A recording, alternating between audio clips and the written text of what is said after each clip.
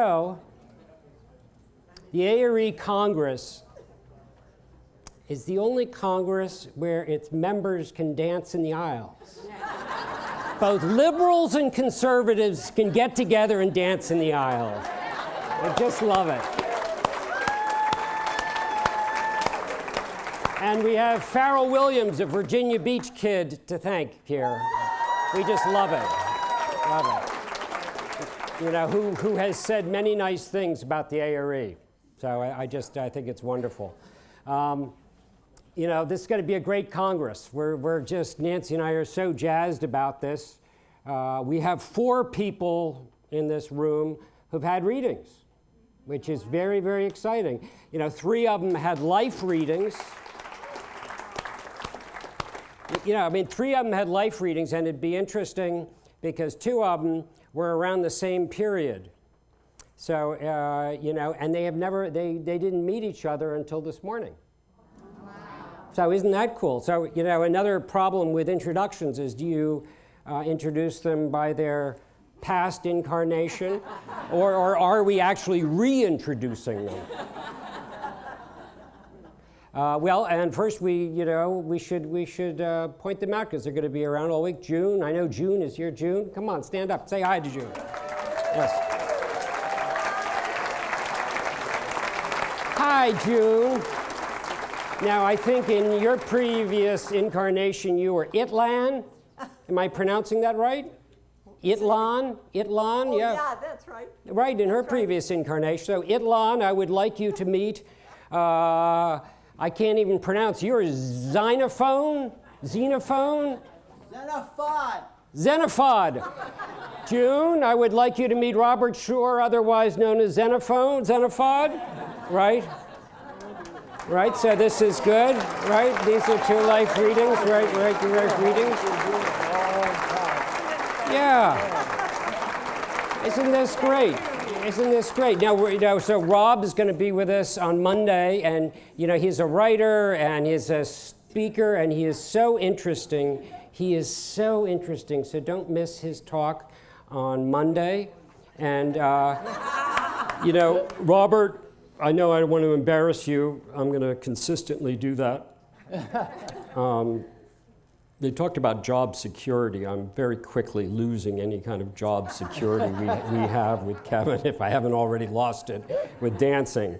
Okay, but you wrote a very nice check to the prison outreach program, but I wanted to tell you that that's not going to keep you out of prison. All right, so you sit down. And he's here with his lovely wife, Lily. Right, just Lily, right, good. That's very nice. And I know we have Faith here, someone. Did Faith come in? Is Faith? Ah, wonderful. Now you remember Faith Harding is identified as the little prophetess in her reading, 2 readings from Cayce. So, I mean, isn't that really exciting to have her? Thank you. And you're so generous with your time and your dollars, too. I just think it's wonderful. And she's here with her son, Danny, is here somewhere. Hi, sis, say Danny, so you can, yeah, it's good. And Chet, whom I constantly pick on, he's the companion cowboy. Yeah, that's good. We also have Patricia Barnett. Patricia, come stand up and come meet your other reading recipients. Come on. Now, Patricia is going to has already written a wonderful article that's going to come in Venture Inward, as will her brother. So we have a brother and sister articles. How exciting is that? Thank you so much. You know, and one of the great things about this is she got a health reading when she was a little infant, which has obviously been very successful. So thank you. Thank you so much. We have other guests. There's so many interesting people I want to introduce. Well, certainly Kathy and Bruce Barr, stand up quickly. You've probably used some of their health treatments, some of the stuff. That's good. Thank you. Other news. Tom Chase. Is Tom here? Tom, if you're here, please stand up. Oh, poor. Okay, well, Tom's not here, but he promises to be here on Tuesday. We saw him earlier today. And, you know, we have many inventors out there working with some of the Cayce electronics. You know, we pulled up the horoscope, you know, one of these times.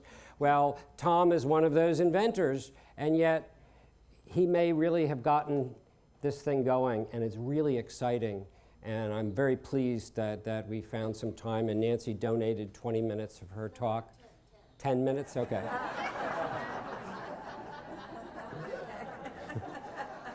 Well, you're going to have to square that with Tom. No, so, well, anyway, we're very jazzed, and so he may not be on the written calendar, but come to Faith's talk on Tuesday morning, and they're going to come in afterwards. So that's good. Let's see. Venture inward. You know, this is opening a whole new door for us. You know, Nancy and I have just been members for a very long time, and we now are shouldering certain responsibilities, and we're understanding the greater responsibilities of how the A.R.E. works. And well, I'll show you some of the difficult decisions, you know, picking covers for Venture Inward, for example. We had a cover in mind for the A.R.E. Olympic team.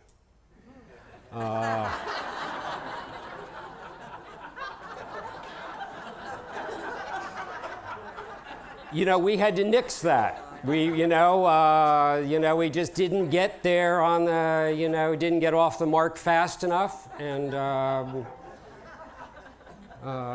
and then, we had another cover when Pat Belisle was in Egypt. And he made this amazing discovery. And so we had a whole, we just, presses stopped because we wanted the cover. Until he tried to get it out of Egypt and was arrested. And I put this photograph, big poster of this on the A.R.E. auction. And we're hoping that Pat will pay a whole lot of money to keep it out of circulation. Really, this is the behind-the-scenes drama that happens, at the A.R.E. Peter Woodbury. Peter Woodbury also made a very important discovery. Now, it may look like in this photo that he's trying to remove this discovery he's made, but in reality, he did some regression and discovered that his previous lifetime. And so he had discovered his true inner self. And he just couldn't let it go. Peter, we're going to be auctioning this item too. No, I'm serious. And if Peter, if you want to keep this out of circulation, you may want to be bidding on this. I tried to I personally did not see the likeness of, Peter's previous incarnation, but, and then there was the Companions in Spirit conference we had here. And so we were going to feature that, and we're going to build up Doug Canuven, who was one of the participants with Jenny Taylor Martin. And so we had our whole Companions in Spirit cover until Disney started complaining. You have to worry about these legal issues. Doug, you're not going to have to pay to have this taken off the auction, one of the auction items. But during the Companions in Spirit, I thought this was really cool. Venture Inward went undercover. And we were among the audience snapping pictures, and we've got this wonderful picture of people watching. This is, Doug, you've really found you've gotten mileage. You've gotten the mileage on this. But look at the rapt attention.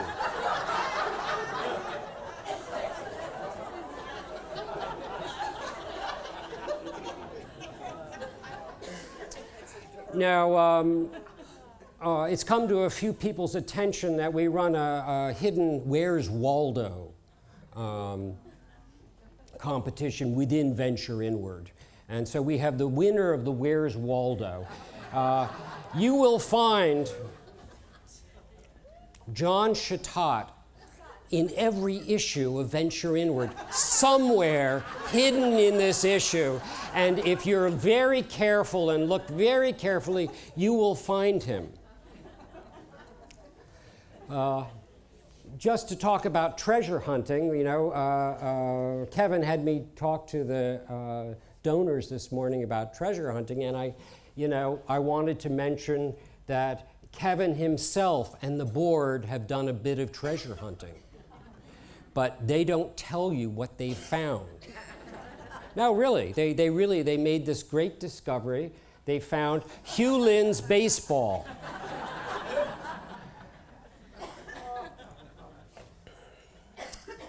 All right, well, Nancy and I are delighted to be here, and we're delighted to take on Venture Inward and whatever else the universe throws at us, as long as it's Cayce related, and we're very pleased. Last time I was up here, we talked about our efforts in digging through the vault and doing research in the vault, and we've continued that. And so don't feel like just because we're doing Venture Inward, we're not still putting flesh and blood on these readings. Last time I stood up here, we talked about some of the big heavy hitters who had readings. Nikola Tesla, Thomas Edison. We're still doing that research, but we've taken it down a level, and we're going to preview some of our really remarkable findings tonight. And it's part of a much larger project that's been going on for years. Nancy and I have been working off and on this for almost a decade. Allison Ray is here. Allison has been very supportive of us, probably until tonight. Jenny Taylor Martin, but a behind-the-scenes guy, and I wish he just emailed and he couldn't be here tonight, but he's very shy, and it's very hard to get him up. But a guy named Louis Lisansky, and I use this because this is a cartoon we ran in our last Venture Inward, because he's also a cartoonist. So this is Louis's cartoon, and it's very sweet. But Louis has been doing genealogical research now for us for almost 6-7 months solid. Just, we give him the lead, and he does a lot of research. And so we're going to preview some of our collective research, and it started blowing us away. And I'm hoping it will impress you, because it's not just the famous people Cayce gave readings for. I often, get confused about that because Thomas Edison's jump up. But now, as we sort of get deeper into our research, we start looking at, well, who helped, who was the instigator of Thomas Edison? And we start looking at these soul groups. And if any of you have heard me give my soul group talk, one of the things I constantly repeat, and will repeat tonight, is that Cayce didn't do what he did alone. And the longer, Nancy and I study this work, the more we understand that this is not about one man. Cayce needed someone to guide him into trance. He needed someone to transcribe what was being said. He needed people, professionals, physicians, to help interpret what was being said. And most of all, of course, he needed someone who genuinely needed help. And it's the genuine which makes the difference. And so he needed a team. And by extension, as I've said many times, we are that team. And as we start looking at putting flesh and blood on these readings, who had them, how it came about, we see these soul teams suddenly popping up in ways we never really understood before. So keep that in mind We're going to start with what I call Edgar Cayce on the road. And this isn't actually Edgar Cayce, this is Gertrude on the road. And as we understand, you didn't want to be in the car while Gertrude was driving. No, it's true. And she got into an accident actually in this car soon after they got it. And she didn't do a whole lot of driving after that. But I use this as Cayce on the road simply because Cayce influenced right from the tires on this car right through the headlights all the way on. And it's real interesting. For instance, Ida Bell and Harvey, and this is eventually the man who would take over Ford Motors. But Ida Bell got a lot of readings, as did Harvey Firestone. So isn't that interesting? Ida Bell first gets a medical reading, and then and Harvey gets one, and we go on to the man who's doing the chemical formula for Goodyear Tire and Rubber Company, and he got one. And so that was interesting. That you have two, eventually you'd get readings for the three major tire companies. But this is interesting because this engineer's boss, Frank Seiberling, would get one. So Frank Seiberling is the president, CEO, at one time one of the very richest men in the world. Tire manufacturer. But it gets even more interesting, and this is where sort of soul groups come about. Okay, so you have Frank Seiberling's daughter, Irene, and Irene became a great philanthropist and was a great supporter of Cayce and had a whole lot of readings, not only for herself, medical, but life readings. Her children got readings. Her husband, Milton, gets readings. Now, until you start putting flesh and blood on these readings, you don't necessarily see these interesting connections. Milton, we'll start with Milton. Milton was a banker who would testify for 3 weeks before Congress, who would greatly affect the U.S. economy. He was not only a member, he was a director of the A.R.E. Isn't that interesting? He supported Burton Wheeler, who ran against FDR. So this is, because of Irene, and then Milton gets the readings, and Milton gets the readings for a man he thinks ought to be president of the United States, Burton Wheeler. And Burton Wheeler, gets readings. I mean, isn't that interesting? And those readings, two of those readings, one in particular, Ann Jaffin's husband has done a lot of research on this subject. I know Ann is here. Says he will be president if he wants it. And everybody assumed he wanted it. And he does want it. The trouble is, he is a Quaker. He is a pacifist. It's one of the reasons he embraces the Cayce readings the way he does. And he knows FDR is planning war. And so when FDR asked him to be vice president, he was torn. And this is what's so interesting about these readings, because something that doesn't seem true at the time Cayce gave it ultimately becomes true. FDR asked Burton Wheeler to run to be his vice president running mate. He turned it down because he was a pacifist. He didn't want the war. We know Harry Truman, took it. Harry Truman, FDR died in office, so Truman became president. Pause and wonder, if you will, if Burton Wheeler had accepted it, had accepted the presidency. You would have had Truman drop the, bomb in Hiroshima. It would have been a much more difficult thing for Burton Wheeler, a pacifist, working on the Cayce readings, to do that. But you get a sense in studying these readings how one reading is really intimately connected to another, which is connected to another, and these are all people. Let's step back a minute for Irene. So Irene was getting these wonderful spiritual readings about the work she had done, and Irene had a guest house. I know this is like a McMansion, but this was, Goodyear Tire and Rubber Company, or her daddy was one of the wealthiest men in America. So this was her guest house. She often had Edgar in this guest house to give readings and to give readings for her friends. And she had an organization she was helping to put together, and so she had Edgar Cayce give a bunch of readings. A week and a half later, Bill Wilson was in that guest house where they formed Alcoholics Anonymous with Irene, Cyberling's money, with her help.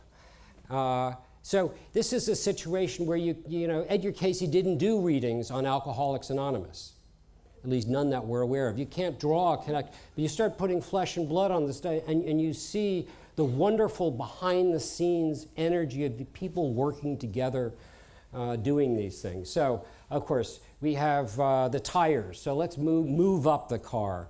Ransom Olds founded Oldsmobile. He got readings. Eventually, Oldsmobile was bought by General Motors. The chief of engineering started getting readings. Charles Kettering. Clement Studebaker was getting readings. Thelma Chrysler, daughter of, Walter Chrysler, the head of the, it's just so interesting because some of these readings are things you just breeze right past, but then if you understand who they're for, who they affect in the longer run, the meaning comes through. Anyway, of course, Chrysler Plymouth came about. Stutz Bearcat, another, auto. Chevrolet comes into it.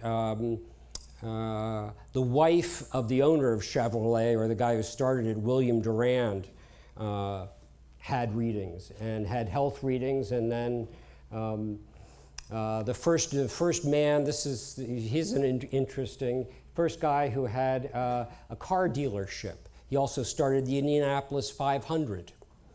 Carl Fisher, the man who designed headlights for cars. Paul Klossman, 200 patents. After he got finished with automotive patents, he started working in the aerospace industry, and it was designs that he made that put Edgar Mitchell, a great friend of the A.R.E., into outer space. Tim Brown figured very prominently in a lot of our science readings. He designed spark plugs. Half a dozen readings Tim Brown got. Mitchell Hastings, one of my very favorite people who got readings, FM radio, and he was the first to put radios in automobiles. The man who invented the shopping cart, Nathan Goldman. Actually, he invented the shopping cart. He patented it. Later, he got readings on vending machines. Perfume manufacturer. Best Form Bra Company. Comfort. I love it. You don't think of Edgar Cayce giving readings for a bra manufacturer, but it's wonderful, and it's mind expanding to think of these things. Armstrong tiles, the floor tiles. Reinforced concrete. Just love it.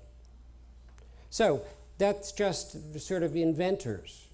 That's one profession of 36 professions, and I want to just talk about a few more professions. Social activists. Marty Mann. She was in the room with Irene Cyberling and Bill Wilson when Alcoholics Anonymous was formed. So she was the first female member of Alcoholics Anonymous.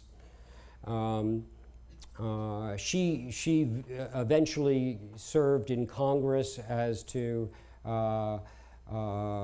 alcoholism. Many important alcohol-related policies came from her.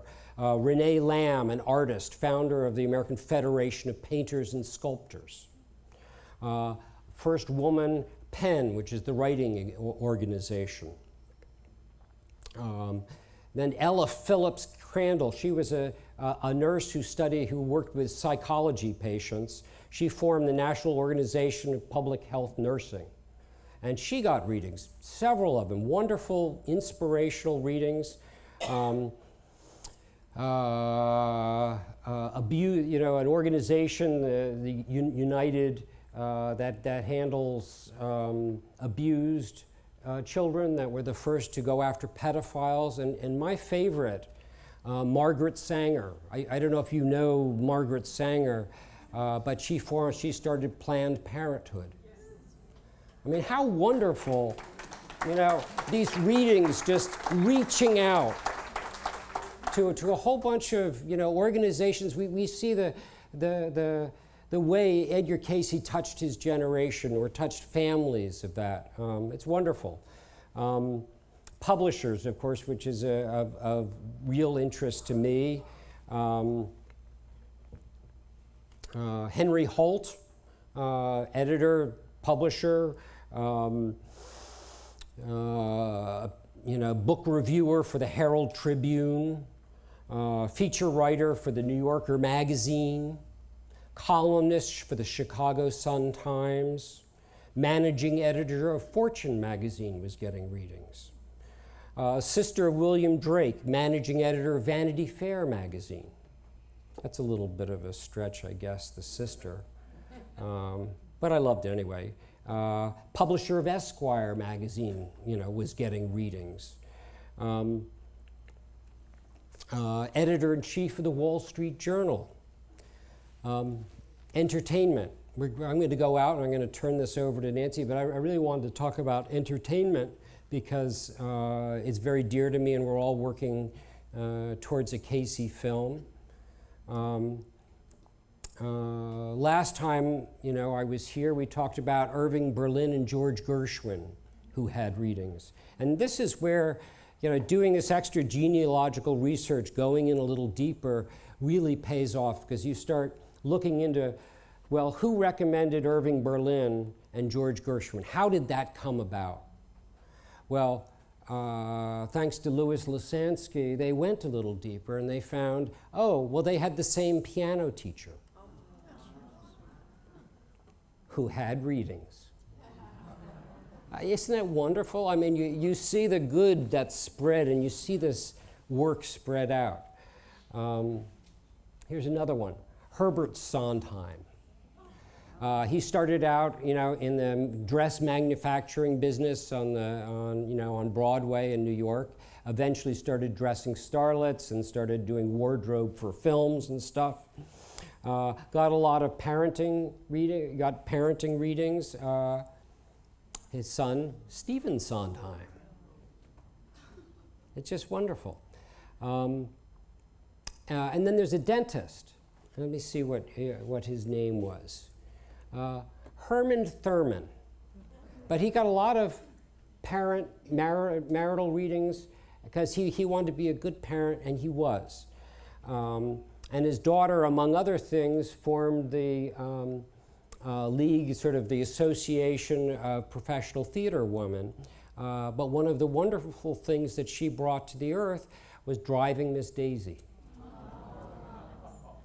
It's just wonderful. You just get you scratch the surface in these readings, and there's so much, they're so rich, and you start seeing these associations. Then you have a guy, Arthur Kelly, who asks for business advice, vocational advice, and he gets a job with the fledgling United Artists, and he gets vocational advice. And it doesn't say who his getting vocational advice about. You assume it's for him, but it really isn't, because you dig a little deeper and you see that he is the business manager of Charlie Chaplin. Isn't that wonderful? Okay, so we know, Jesse Lasky, founder of Paramount Studios, got readings. He was a partner of Cecil B. DeMille. they started recommending, Cayce to other people. We have many of the principals of the Perry Mason show. We have Mickey Rooney's first film. Victor Lopez, a musician. Now it's interesting to trace who he started talking about the Cayce readings to, because Vincent Lopez, knew a whole lot of people and influenced a lot of people. But one of the people he influenced, and no, it wasn't Elvis Presley, but it was the guy who wrote "Are You Lonesome Tonight?" who got readings. Isn't that wonderful? One of the producers of the I Love Lucy show. No readings were given on Lucille Ball or anything, but it's interesting to see just the wide range of people we have. John Duss, manager of the Metropolitan Opera, was getting readings. I want to go out on one of my particular obsessions, which of course is Wizard of Oz. It became,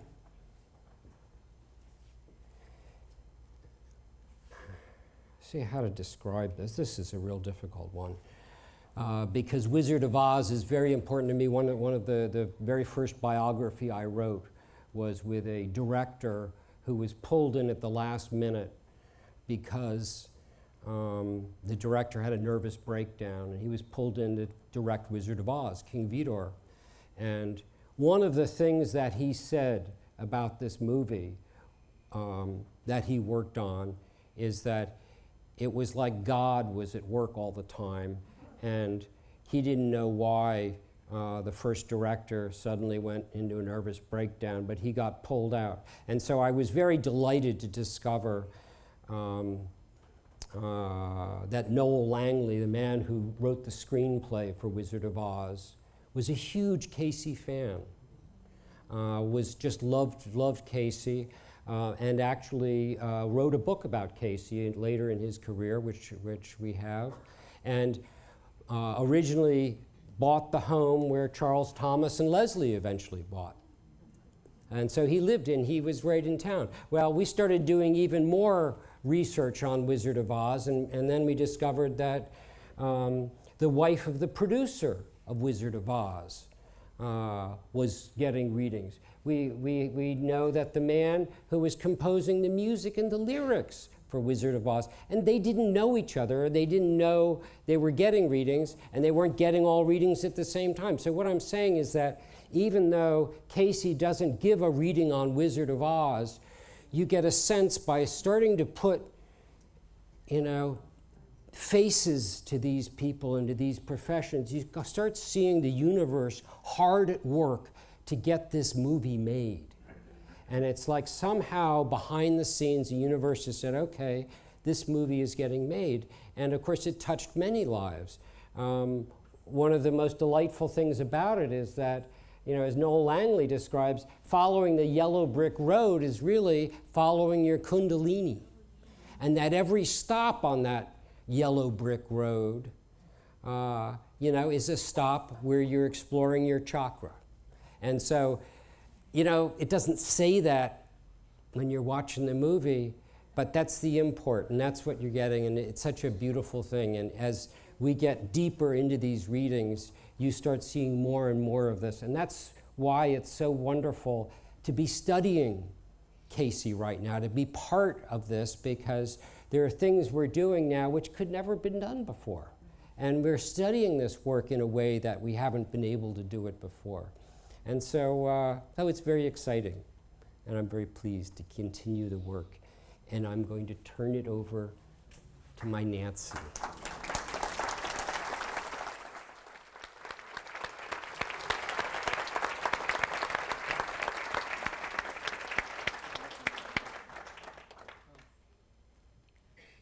Thank you.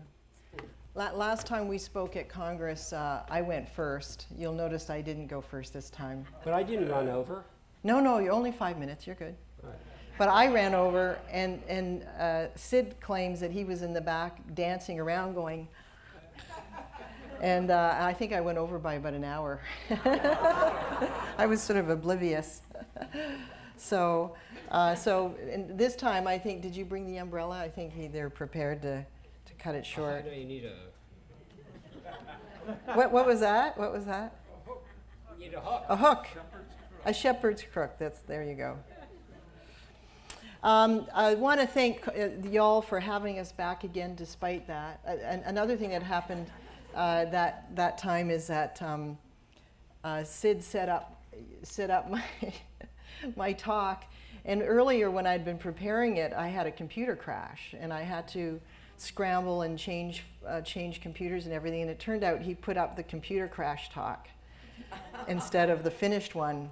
And I was about halfway through when I realized, and I'm serious, I left my body at that point. I just went, and whatever I did, it was from up here. And when I saw like an unfinished thing, I just quickly scrambled through it. Anyway, hopefully that's not going to happen again. Father's Day. How many fathers do we have in the room? Stand up.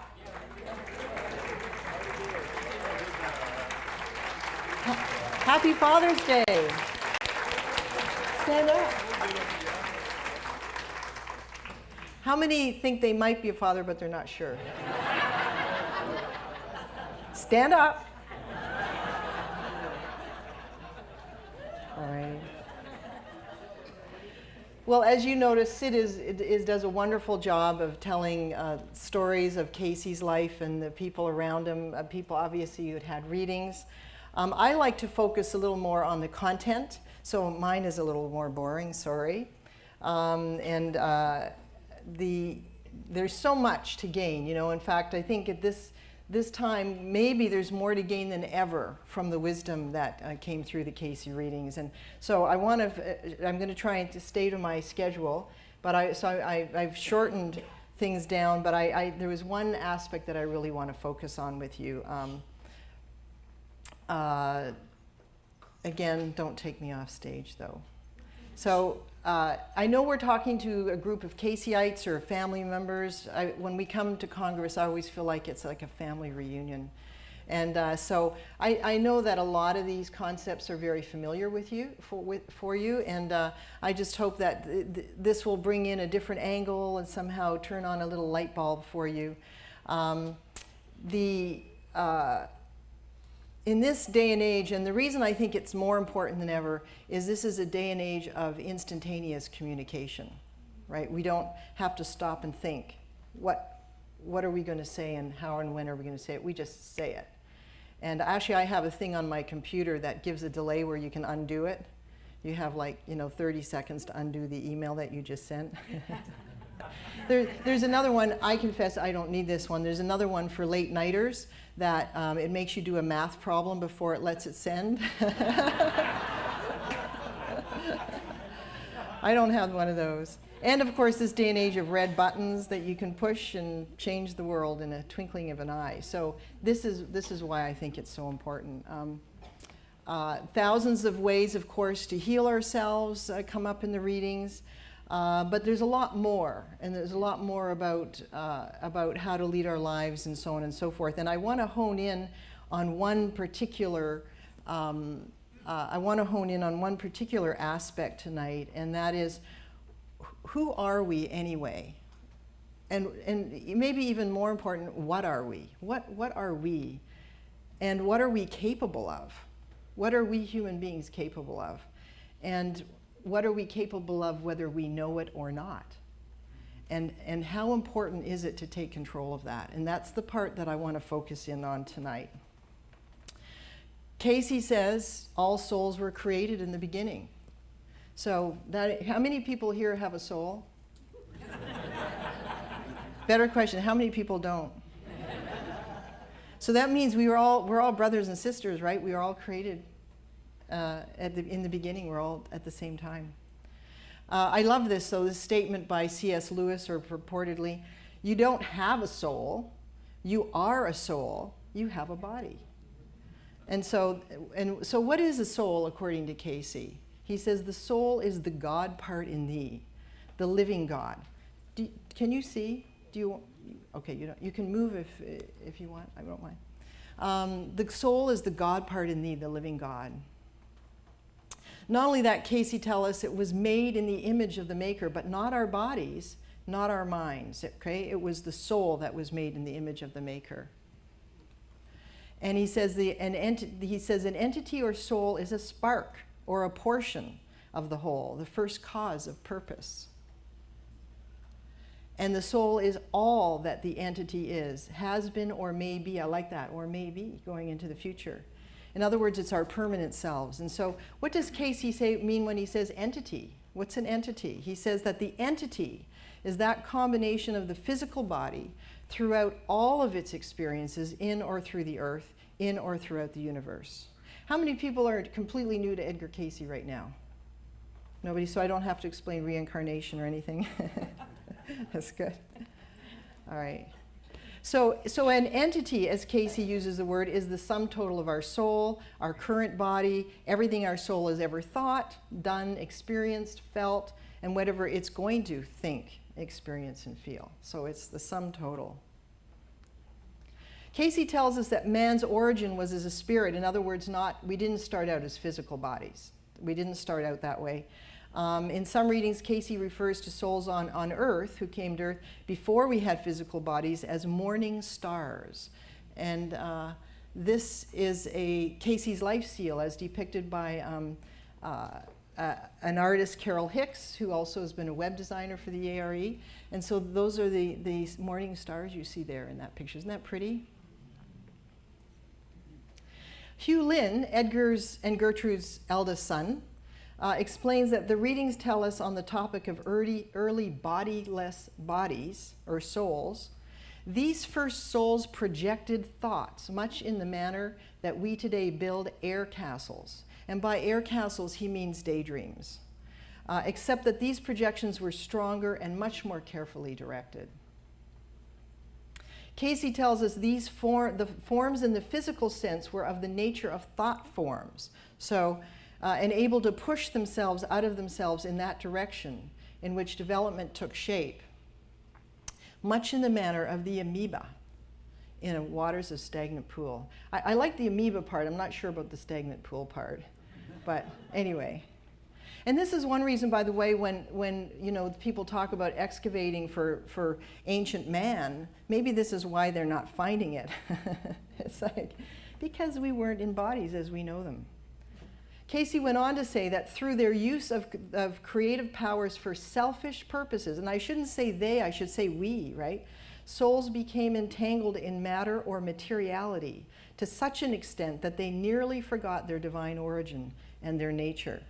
And I've read various places that our soul's vibrations had to literally lower themselves to enter into materiality. And some of us, we got so low we couldn't speed it back up again. We sort of got stuck here. And that's a really big, this whole thing is a really big talk. I'm not going to take you there because we don't have time. But anyway, so originally, before our more perfect bodies were introduced in the form of Adam, souls took on bodies of every sort. Aren't they lovely? But it didn't take us long to screw things up.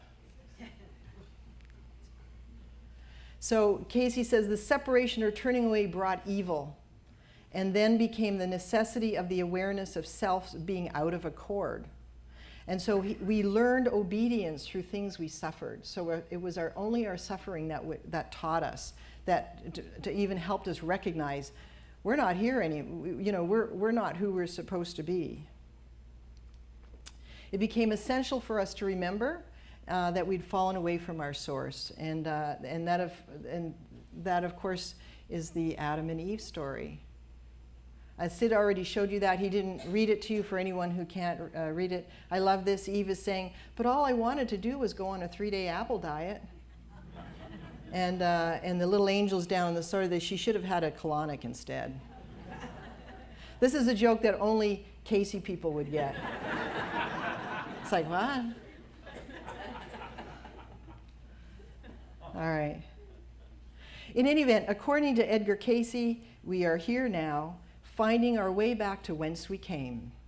But due to the gift of free will, we have the will to do it, or we have the will to not do it, right? In the meantime, Cayce tells us that our souls are ever-changing, growing, and learning, and they use free will to explore, create, test, discover, and more. And what is very remarkable is what Cayce says next. He says, "And remember, man, the soul of man, the body of man, the mind of man, is nearer to limitless than anything in creation." Just think about that. Nearer to limited is kind of a scary thought, isn't it? And it's quite a concept to accept and wrap our minds around. It's also a huge responsibility, and possibly a blessing, possibly a curse. In any, on the good side, Cayce tells us, "And remember, man, the soul of man, the body of man, the mind of man is near to limitless." And sorry, it seems to be doing something wrong. There we go. "No limit may be set as to the abilities of the entity who puts itself in purpose, in desire, in hope, on the side of the creative forces of the one God." So what he's saying here is that we are limitless, and especially if we put the purpose and desire on the side of creative forces. In other words, if we join that team and our energies and our thoughts and so on are in keeping with that team, the team, creative forces team. But Cayce also said to something that we all know is true, and that is we made a mighty mess of it. And this is the scary part, because as Cayce says, "For thoughts are deeds, and may be miracles or crimes, in their execution and the end thereof." The crime part sort of makes me think of Orwell's 1984. I like this. "Wanted for thought crime." Are we guilty of thought crimes, guys? How many people are guilty of thought crimes? How many people lie? Certainly we are. I love this one. "Don't even think it. Thought police operate in the area." And you know, Cayce actually in one of his readings says, "Don't even think it." But what he was referring to is thinking poorly of another person. Yeah. So Cayce says, "Will is given to man over and above all creation." So will is something unique to man, and is that force which may separate itself from the Maker. For with will, man may adhere to or contradict the divine law, those immutable laws which are set between the Creator and the created.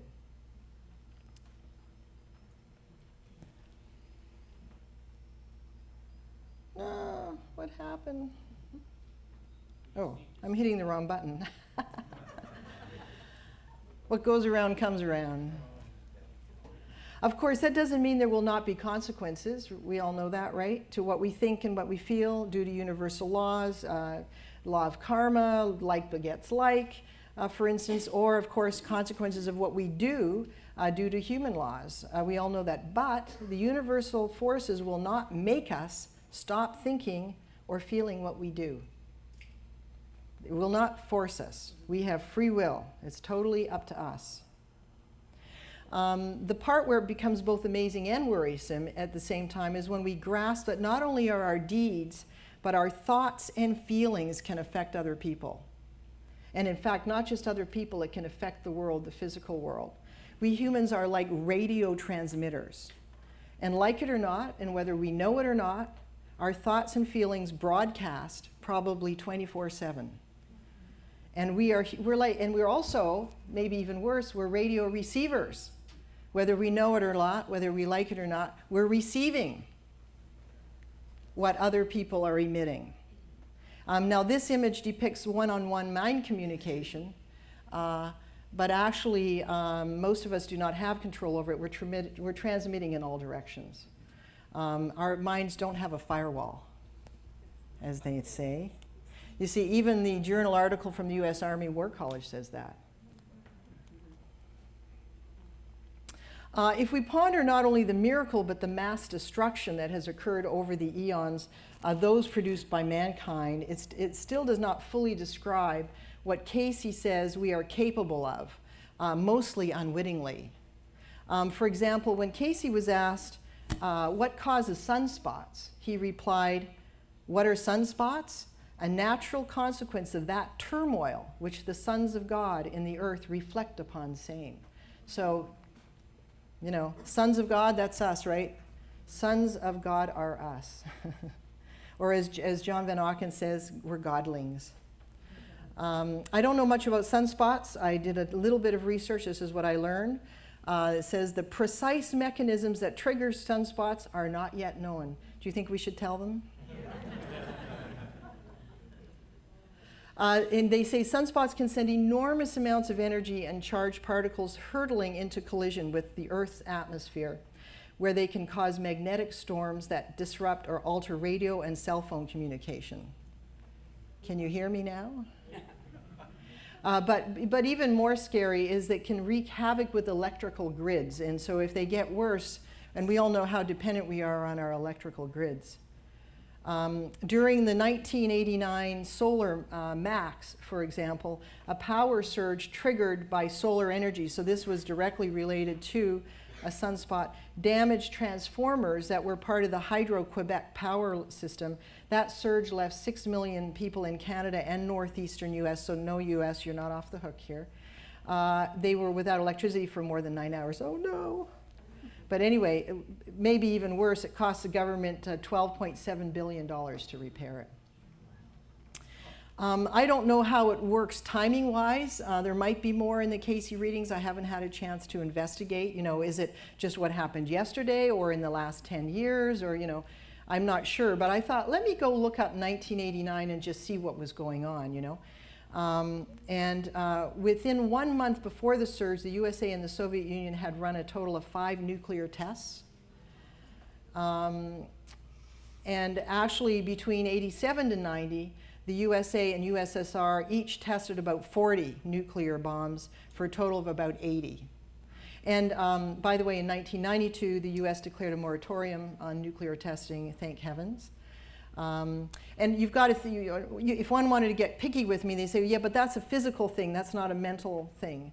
But we don't know what mental, what emotional and intellectual and thought forms were around the building and testing of these nuclear weapons. So I don't think we can be that nitpicky. But I should also mention that year, the Dallas Cowboys fired Coach Tom Landry. And New York Met Darryl Strawberry took a swing at his own teammate, Keith Hernandez, on Team Picture Day. Apparently, Strawberry told Hernandez, I've been tired of you for years. And this pic was actually the Mets' annual reenactment of the 1989 team picture brawl. So when it comes to sunspots, I'm going to vote for Darryl Strawberry. I think that was it. Also, another large sunspot flare peaked on August 9, 2011, and this happened to coincide with the advent of French bread 24/7 vending machines. What a travesty. Anyway, on a more serious note, Cayce told one person, much might be pointed out as to how the environs of a place, house, room, or surroundings are changed or produced by the dwelling there of an individual that radiates even distressed conditions from itself. So in other words, Cayce is describing, and in this case it's actually someone's home, their environment, and so on so forth. So in any event, if the sunspots don't make a point, how many people believe Edgar Cayce? So how powerful are we? Very powerful, right? Awesome amount of power. And when I say awesome, I don't mean it kind of like the Valley Girl awesome. I mean it in the scary kind of awesome. So it's an awesome power that we have. So how do we take control of this? This is something we really need to take control of. And how does it come to pass that we have this phenomenal ability? Cayce has told us in any number of ways that spirit is the life, mind is the builder, we all know this one, and physical is the result. And as in so many other fields, science is catching up with Cayce. Dr. Jeffrey Schwartz, a research psychiatrist in the School of Medicine at UCLA in Los Angeles, is one of the world's leading experts in neuroplasticity, and he tells us that the mind wields a physical force. So even science is catching up. So how does Cayce explain this? This one's a bit of a doozy, so bear with me. Cayce says, and I had to edit this down, we are conscious of the action of psychic and spiritual forces in the same manner we are conscious of the action of electrical forces in any manner in the physical world, or as we see the wind. For what thou heareth, the sound thereof. So the wind, the sound, these are invisible sources. We hear it, we feel it, right? We recognize the vibratory forces in electrical forces, and such are weighed, measured, and in those of radio forces, we have electrical vibration magnifying the vibrations. The same we have in spirit or psychic in mind vibration. Is that making sense to everybody? It's basically electrical vibration like most other things that seem to have an invisible source. Dr. Caroline Leaf, a cognitive neuroscientist, tells us that the average person has over 30,000 thoughts a day. Do you think we can get a handle on that? And she tells us that every thought we think is creating our future. So again, science is catching up. She says, through uncontrolled thought life, we create the conditions for illness. We make ourselves sick. Again, another Cayce statement support. Research shows that fear, all on its own, triggers more than 1,400 known physical and chemical responses and activates more than 30 different hormones. Just as an aside, when you consider that, aren't our bodies amazing? That they have, that all of this, have we ever tried to be in charge of all that? Like if anyone argues that there is no, universal force, I mean, how could we explain that this goes on and we are not consciously in charge of it? So it's really a remarkable, amazing thing, the human body. So again, science is supporting Cayce, who admonished, worry and fear are the greatest foes to a normal, healthy physical body. For thoughts are things, and they have their effect upon individuals just as physical as striking a pin in the hand. Speaking of worry, Cayce was asked, what may be done to overcome the worry? His response, quit worrying.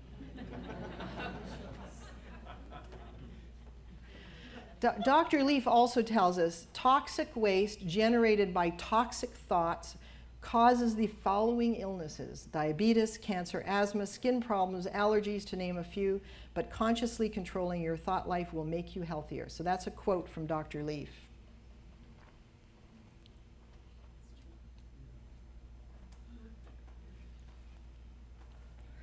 So science has caught up, but we don't hear too much about the effects of our thoughts and feelings on the rest of the world. We're hearing a lot now about its impact on our bodies, but we're not hearing a lot about how it's affecting the person sitting next to us, how it's affecting our families, how it's affecting our nation and our world. So science is still working on that one. They'll catch up eventually.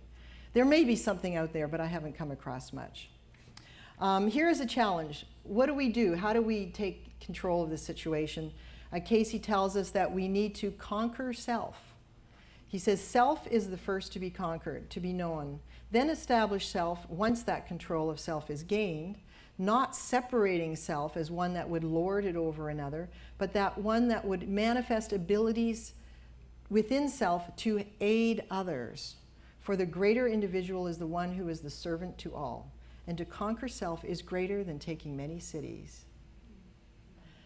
And of course, Buddha agrees, it is better to conquer yourself than win 1,000 battles. How to conquer self?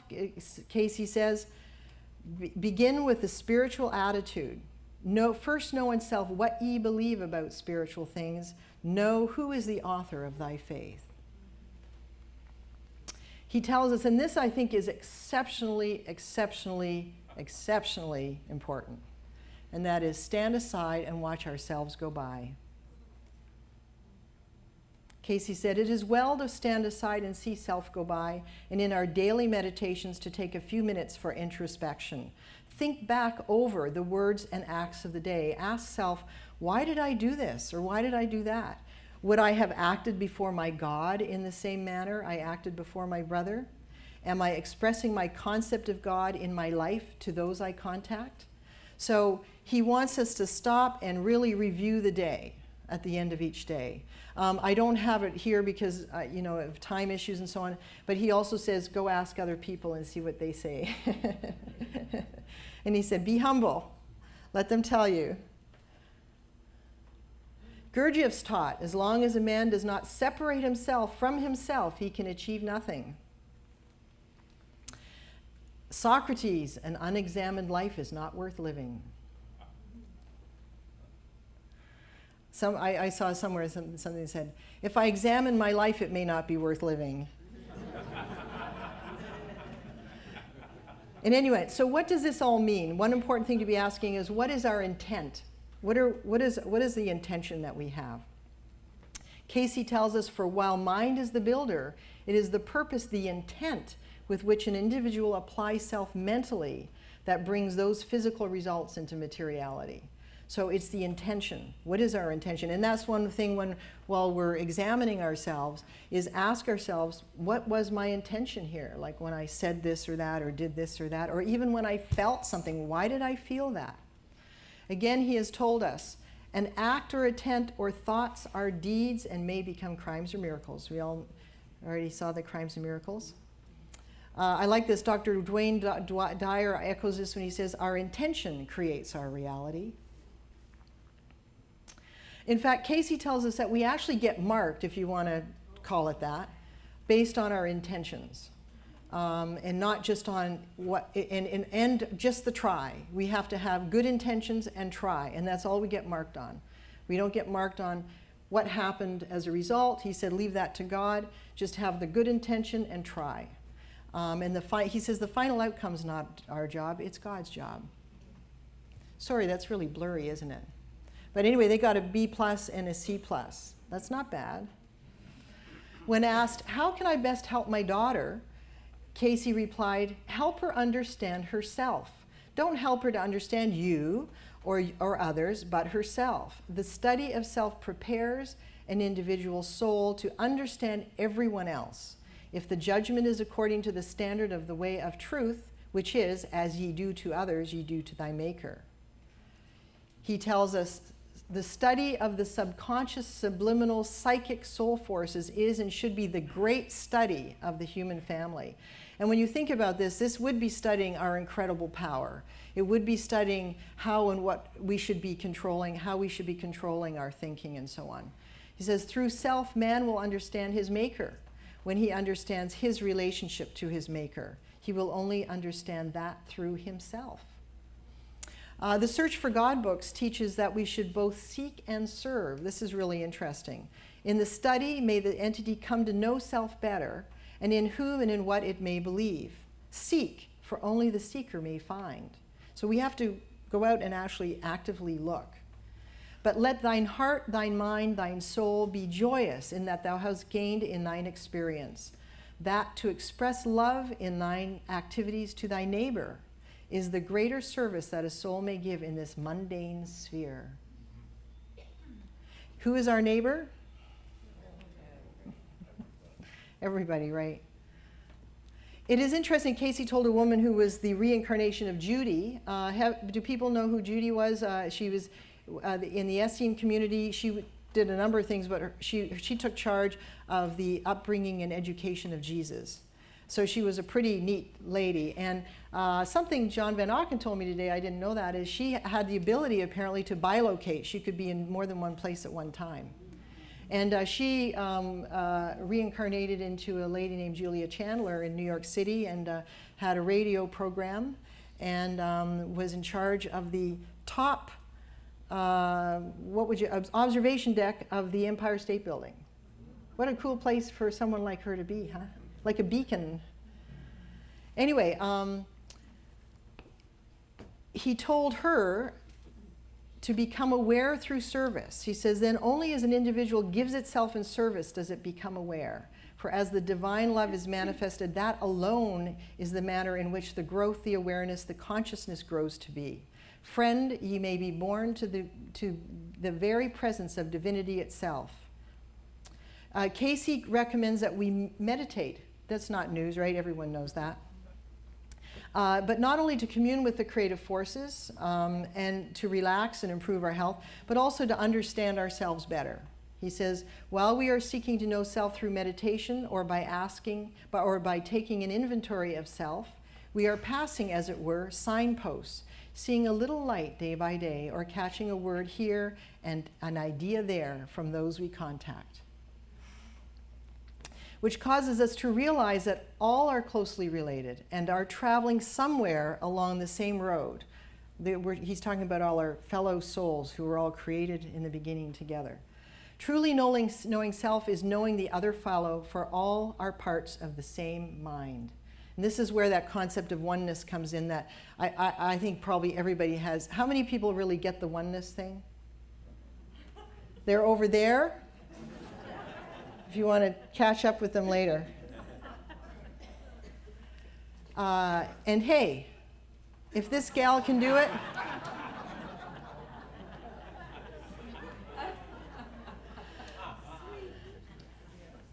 the one extremely valuable tool that we have, strangely enough, the thing that gets us into the most trouble, is also the thing that is our most valuable tool, and that is our willpower. And again, if they can do it, we can do it, right?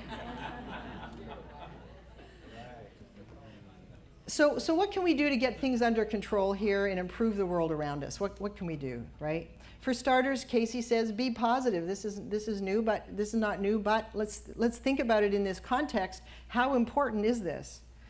He says, we are physically and mentally what we eat and what we think.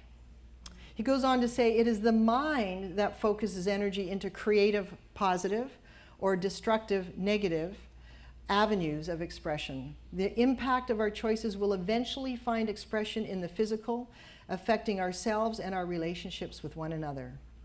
He tells us to fear not, have courage. Okay, we were all looking at the dog. What about that cat? There's a lot of courage in that cat.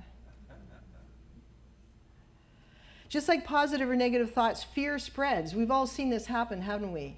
Where people start being afraid and it just spreads through a crowd. Do we want to let fear drive us to mob rule and to dehumanize ourselves and others? It really can have that effect. So Cayce tells us we should pursue peace. He says, remember, you pursue peace, embrace it, ye hold to it. It's not something that descends upon us, save as ye have created it and do create it in the hearts and in the minds of others. And he says, pray. We all know this one, right? He says, never worry as long as you can pray. When you can't pray, you better begin to worry. For then you have something to worry about. I think Cayce would like this one. Prayer should be our first resource, not our last resort.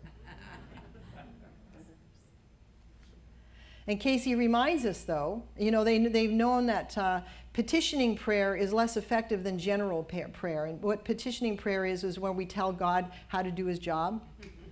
It's like, please, sell my house tomorrow.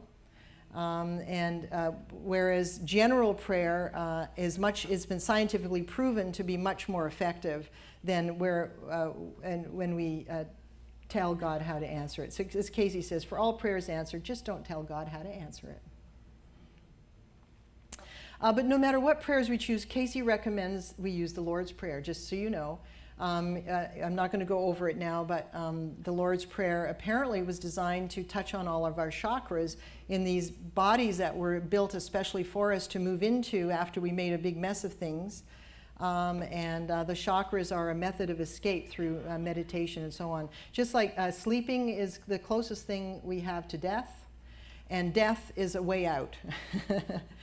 At one time, people didn't necessarily die, or they lived for hundreds and hundreds of years. Now, we all know that we get out of here a lot sooner than that.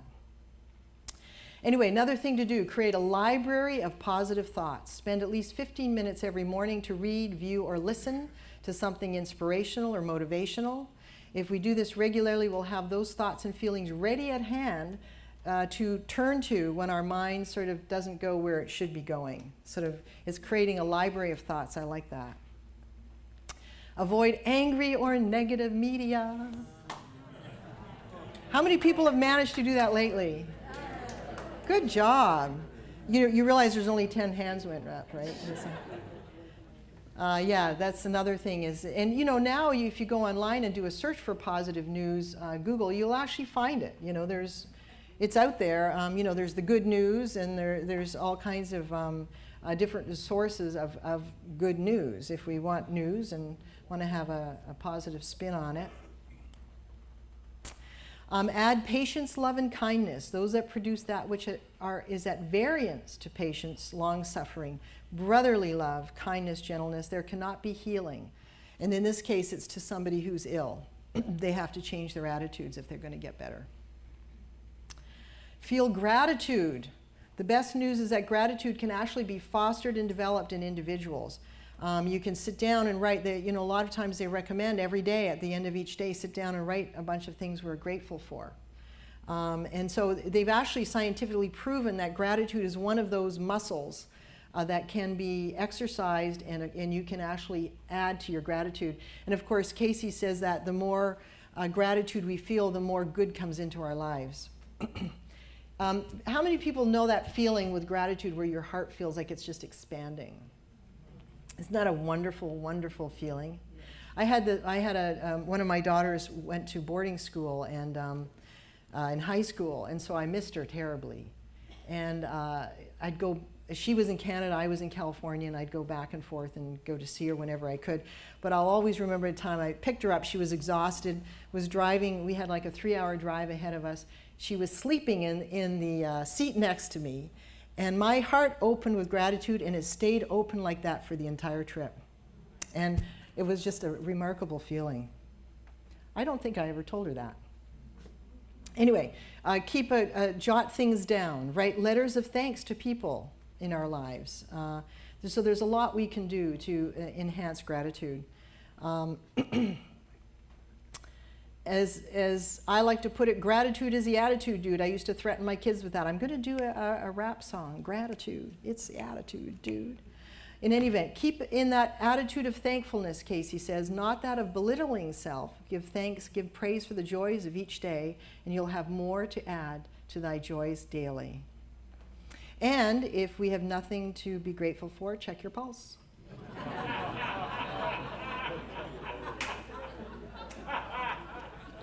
Everyone know how to check their pulse? Okay, so there's some other benefits of gratitude too, and that is, it's not happy people who are thankful, it's thankful people who are happy. And speaking of happy, Cayce tells us, and this was something he told a paraplegic, by the way, if you are happy that you are alive, you still have the opportunity to say blessings be on thee, and these are what live forever. We can think of all the loving people and the other creatures in our lives. We can look at pictures of cute babies and see the world through their eyes. It says here, there are no 7 wonders of the world in the eyes of a child. There are 7 million. Isn't that baby adorable? We can look at pictures of adorable kittens. If we're desperate for finding ways to be happy, we can go online and find pictures like this. That's a horse. I always love cross-animal communication. They're gazing into each other's eyes. And we can listen to our favorite music. And we have Kevin, we have a special treat from Edgar Cayce himself. Jab.